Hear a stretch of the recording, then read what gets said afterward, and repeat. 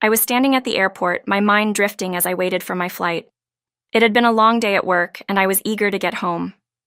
That's when I saw him, Ethan. I hadn't seen Ethan in years, not since the hellish days of middle school. Back then, he was the reason I dropped out of high school, the reason I almost lost my future. Now, here he was, standing just a few feet away, completely unaware of the impact he had once had on my life. He hadn't changed a bit. As soon as his eyes locked on mine, his smirk reappeared, as if no time had passed. "Well, well, look who it is," he said, his voice dripping with disdain. "Oliver, the dropout. Still a loser, I see." My fists clenched, but I kept my cool. I wasn't the same scared kid he used to torment, but seeing him stirred up emotions I thought I'd buried long ago. I took a deep breath and walked away without a word, leaving Ethan behind. But the encounter had shaken me more than I cared to admit.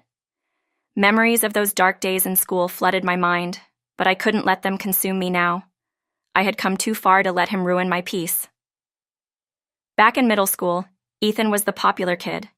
He was charming, outgoing, and everyone seemed to adore him. I was the opposite, quiet, serious, and focused on my studies. I wasn't great at making friends, so when Ethan first approached me, I was relieved. We had both played soccer in elementary school, and for a brief moment, I thought maybe we could be friends. But things took a dark turn quickly. What started as friendly teasing escalated into something much worse. Ethan had a way of turning everything I did into a joke, and soon I became the target of his cruel sense of humor. At first, I laughed along, thinking it was harmless. But soon, the laughter became directed at me, not with me.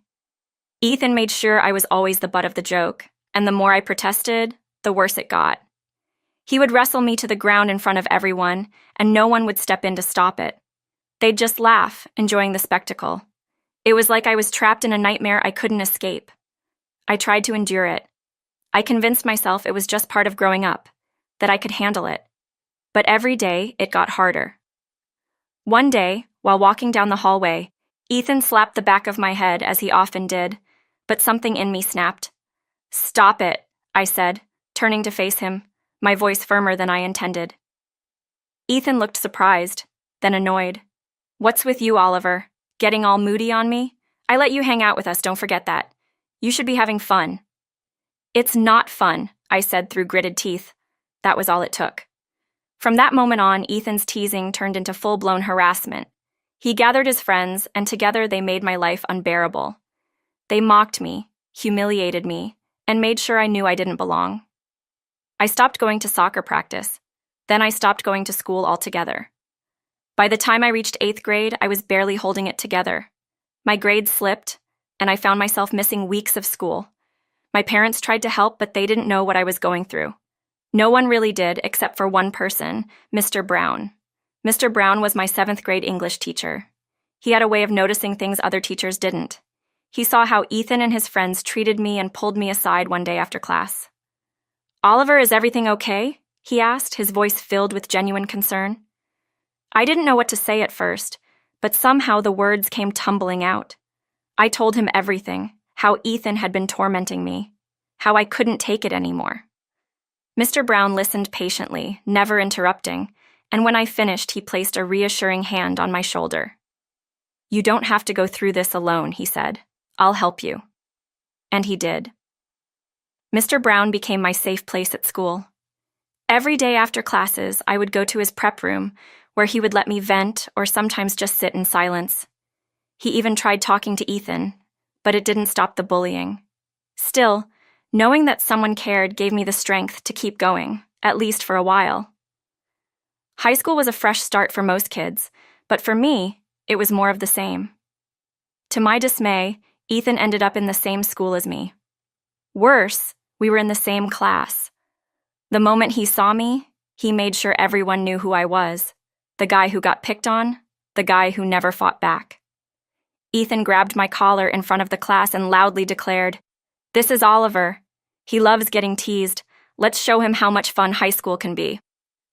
The laughter that followed felt like knives digging into my skin. The harassment resumed, worse than ever before. Teachers turned a blind eye, and eventually I stopped going to school, I couldn't take it anymore. My spirit was broken. I failed to meet the credit requirements, and by the end of that year, I dropped out. The person who reached out to me, yet again, was Mr. Brown. He came to my house apologizing for not being able to do more, but I knew it wasn't his fault. He brought information on alternative schooling options, suggesting I try correspondence or night school. I was hesitant, but with his encouragement and my parents' support, I decided to give it a shot. For the first time in years, I felt like I had control over my life again. I enrolled in a correspondence course and started studying for my high school diploma. It wasn't easy, but I threw myself into my studies, determined to make something of myself. Around that time, my parents took me on a trip to give me a break from all the stress. It was my first time flying on a plane, and as soon as we took off, I felt a rush of excitement I hadn't felt in years. Looking out the window, watching the world shrink below me, I felt free for the first time in a long time. I want to fly, I thought. I want to be a pilot. That trip changed everything for me. When I returned home, I told Mr. Brown about my new dream. He was thrilled for me, encouraging me every step of the way. With his support and my newfound sense of purpose, I pushed through my studies and earned my high school equivalency. From there, I applied to aviation school and got accepted. Aviation school was tough, but I was determined. I worked harder than I ever had before, and with every flight, my confidence grew. I earned my pilot's license, but I didn't stop there. I wanted to be the best, so I applied for a scholarship to study advanced aviation technology in Germany. To my surprise, I got it. Studying abroad opened new doors for me. I wrote a research paper on the impact of lateral forces on aircraft tires, which received more recognition than I ever expected. By the time I finished my PhD, I felt like I had truly achieved something. For the first time in my life, I wasn't just running from my past, I was flying towards my future. After graduating, I considered staying in Germany, but my parents were waiting for me back home. So I returned to the US and got a job as a commercial pilot for a major airline in New York. Life was finally looking up. Years had passed since I last saw Ethan, but one day, as I was walking through the airport in my pilot's uniform, there he was. He didn't recognize me at first, but as I got closer, his face twisted into that familiar sneer. "Oliver, is that you?" he asked, disbelief dripping from his voice. "What are you doing here? Working as a janitor?" His words stung, but this time they didn't hurt like they used to. I smiled calmly. "Actually, I'm the pilot of this flight." Ethan's face fell. He stared at me, speechless as I walked away. For the first time in my life, I felt like I had won, but the encounter left me feeling uneasy. Ethan had no remorse, no understanding of the pain he had caused me. And while I had moved on, it seemed like he was still stuck in the past. Later that day, while I was inspecting the aircraft before takeoff, I saw Ethan again.